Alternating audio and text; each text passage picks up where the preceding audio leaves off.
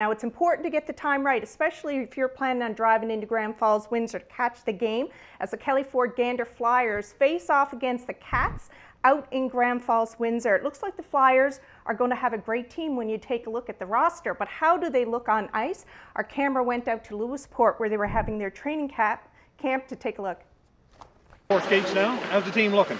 Like I said, it started out slow, but again, as all guys came in on Saturday, it was nice to see it. It was a good group, good contingency here, and guys are starting to buy in, gel. A lot of good communication. I mean, some new bodies, including myself. So I think the biggest thing is racing last year and looking forward, not back, right? So absolutely. I was privileged. I was in the Canadian Forces for 12 years, so I got to spend a lot of time with Hockey Canada, guys like Tom Rennie and Bob Hartley and those fellows. So I had good mentorship coming up through.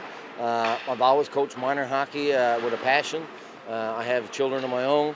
To coach into this here is a little bit less time commitment, but for me, I mean, I play with Gander. I know what it's like to lose in Game 7 of the Herder. So for me, this is like coming home. I'm happy to be here. I wouldn't coach with any other team in this league, and that's the truth. I'm happy to be here in Gander, and it feels like home to me. We've got a good group of players and a good chemistry, it seems to be early. And I'm a communicator, and I'm a transparent person, so I want them to be honest, and I think that's hopefully one of the things that will improve the team chemistry. So, we'll have a couple of bodies missing for our first weekend, but that's no excuse. We're going in there. Our goal is like any road game. We want to split. If we can get the first one, we're going after the second one. But we have utmost respect for Grand Falls. They're a 2-time winner. They've been in the Herder 3 years in a row. So we don't have any illusions. We got our work cut out.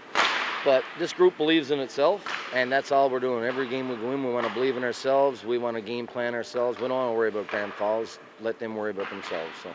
Perfect. So Mike, you're brand new to the Gander Flyers. You're not brand new to senior hockey. How does it feel to be home? It feels great. Yeah. I mean, grew up in Gander. I watched a lot of Gander Flyers senior hockey growing up. So I mean, just growing up watching that, it's something that I always, knew that I always wanted to play eventually. It was a dream of mine, so I'm just happy to be here. Excellent. And you've been now through 5 practices we've had this weekend and stuff like that. How do you feel? Is it? Well, a lot of guys, it was their first or second skates, so I mean, just takes a little bit to shake the rust off. But I think we're looking pretty good. Yeah. And just things are coming together. We're starting to get to know each other, and that's sort of why you do these weekends. Just try to get the guys together and start bonding early. So I mean, I think we're doing that.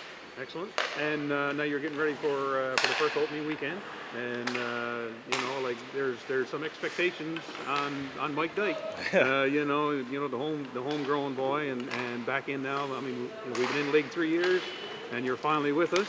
Are you a little nervous about that? Oh, well, I'd be lying if I say I wasn't a little nervous, but I mean, I can't let that affect me. I can't let that stop. I just got to go out there and play my game. Try not to do too much.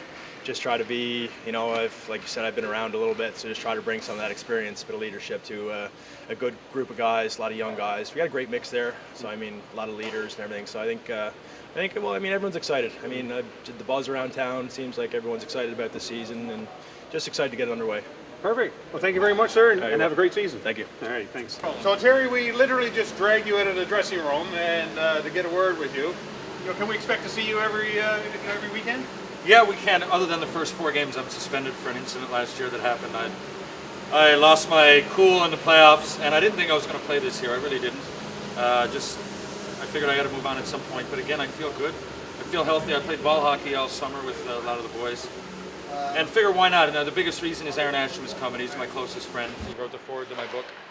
A lot of people ask me what kind of a guy is. If I did anything, I played with a lot of players. I was a suitcase. A lot of teams, a lot of leagues, and I picked one person to write the foreword to my book, and it was Aaron.